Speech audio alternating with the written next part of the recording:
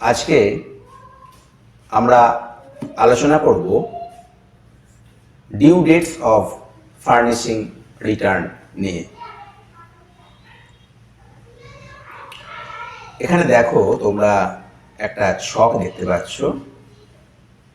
SSC একদিকে বিভিন্ন রকমের এসএসসির নাম এখানে লেখা আছে এবং এখানে due date of furnishing return of income, অর্থাৎ কোন দিনে আয়ের রিটার্ন দাখিল করতে হবে, আয় বা ক্ষতির রিটার্ন দাখিল করতে হবে, সে সম্পর্কিত তারিখগুলো এখানে উল্লেখ করা আছে।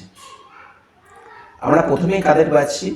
প্রথমেই পাচ্ছি হোয়ার the assessee is a company not having international or specified domestic transactions.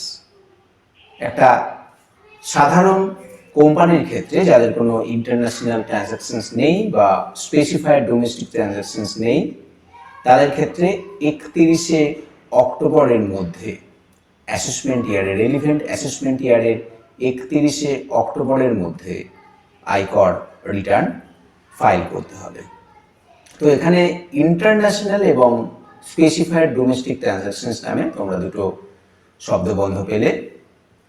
International transactions মানে তোমরা খুব ভালোই বুঝতে পারছো, ইম্পোর্ট বা এক্সপোর্টের ক্ষেত্রে বা বাইরে থেকে কেনা বেচার কথা এখানে বলা হচ্ছে, এবং স্পেসিফাইড ডোমেস্টিক ট্রানজ্যাকশনসের ক্ষেত্রে যেগুলো বলা হচ্ছে রিলেটেড পার্টির মধ্যে যদি কোনো ট্রানজ্যাকশন হয়ে থাকে, যেমন ধরো প্যারেন্ট কোম্পানির সাথে বা সিস্টার কোম্পানির সাথে ট্রানজ্যাকশন হলো বা সাবসিডিয়ারির সাথে হোল্ডিং কোম্পানির ট্রানজ্যাকশন হলো। এই সমস্ত ট্রানজ্যাকশনের ক্ষেত্রে ইনকাম ট্যাক্সের সুবিধা নেওয়ার জন্য কিছু আনফেয়ার অ্যাক্টিভিটিস করা হয়ে থাকে।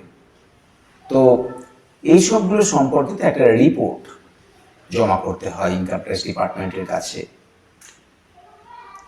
তো এই সমস্ত স্পেসিফাইড ডোমেস্টিক ট্রানজ্যাকশনস, এরকম আরও বেশ কিছু ট্রানজ্যাকশনস রয়েছে যাদেরকে আমরা স্পেসিফাইড ডোমেস্টিক ট্রানজ্যাকশনসের মধ্যে আনতে পারি।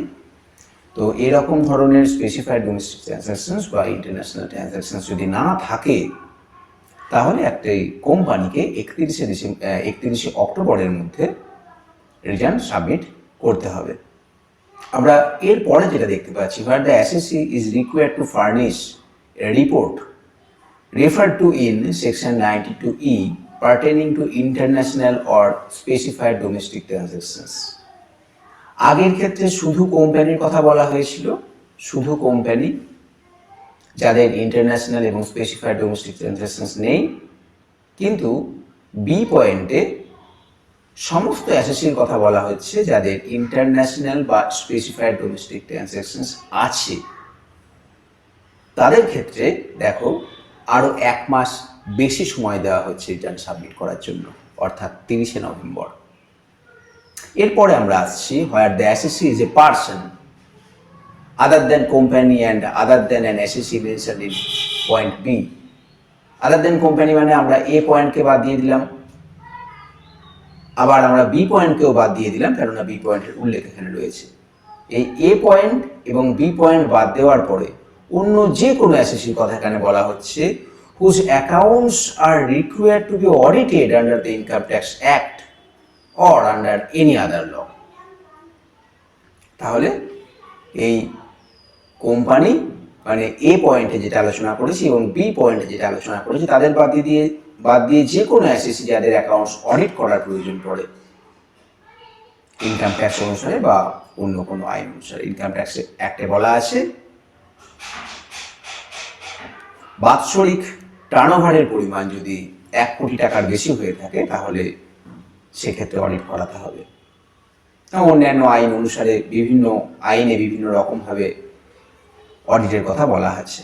তো অডিট যদি করাতেই হয় তাহলে কিন্তু আবার আমরা পেয়ে গেলাম 31শে অক্টোবর। 31শে অক্টোবরের মধ্যে রিটার্ন সাবমিট করতে হবে। সি পয়েন্টে অডিট, এ পয়েন্টে কোম্পানির কথা বলা হয়েছে, যে কোনো কোম্পানিকে অডিট করতে হয় কোম্পানিজ অ্যাক্ট অনুসারে। তাহলে দুটোতেই শুধুমাত্র অডিটের কথা বলা হয়েছে। সেখানে আমরা দেখতে পেলাম 31 অক্টোবর। আমরা দেখতে পাচ্ছি হোয়ার the assessee is a partner of A farm whose accounts are required to be audited under the Income Tax Act or any other law. খেয়াল করে দেখো, একটা পার্টনারশিপ ফার্মের কথা বলা হচ্ছে যার অ্যাকাউন্টস অডিট করতে হবে।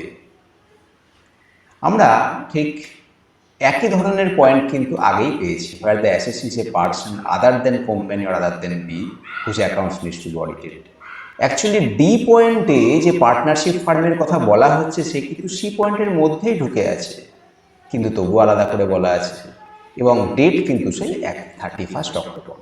তাহলে আমরা এ পয়েন্টে দেখলাম শুধুমাত্র অডিট 31 অক্টোবর, সি পয়েন্টে দেখলাম শুধুমাত্র অডিটের কথা বলা হয়েছে 31 অক্টোবর, ডি পয়েন্টেও দেখলাম শুধুমাত্র অডিটের কথা বলা হয়েছে 31 October of the relevant assessment year. In any other cases, অন্য সব রকমের ক্ষেত্রে 31 জুলাই। তাহলে আমরা যদি এটা ভাবি যে ইনকাম ট্যাক্স ডিপার্টমেন্ট অ্যাকচুয়ালি ভেবে নিয়েছে যে সময় কত বেশি লাগতে পারে তার উপরে এই ডেটটা ফিক্সড করেছে যে কোন সময়ের মধ্যে রিটার্ন সাবমিট করে দিতে হবে। সাধারণ ক্ষেত্রে 31 জুলাই, যাদের অডিট করার কোনো প্রয়োজন নেই বা যাদের ইন্টারন্যাশনাল ট্রানজাকশনস নেই তাদের ক্ষেত্রে 31 জুলাই, যাদের অ্যাকাউন্টস অডিট করতে হবে তাদের জন্য 31 অক্টোবর, এই তিনটে ক্ষেত্রে 31 অক্টোবর, এবং যাদের ক্ষেত্রে international but specified domestic transactions আছে যার একটা রিপোর্ট জমা করতে হয় আন্ডার সেকশন 92E, তাদের ক্ষেত্রে আরও এক মাস বেশি অর্থাৎ 30 নভেম্বর। আমার মনে হয় এইভাবে মনে রাখলে তোমরা খুব সহজেই মনে রাখতে পারবে।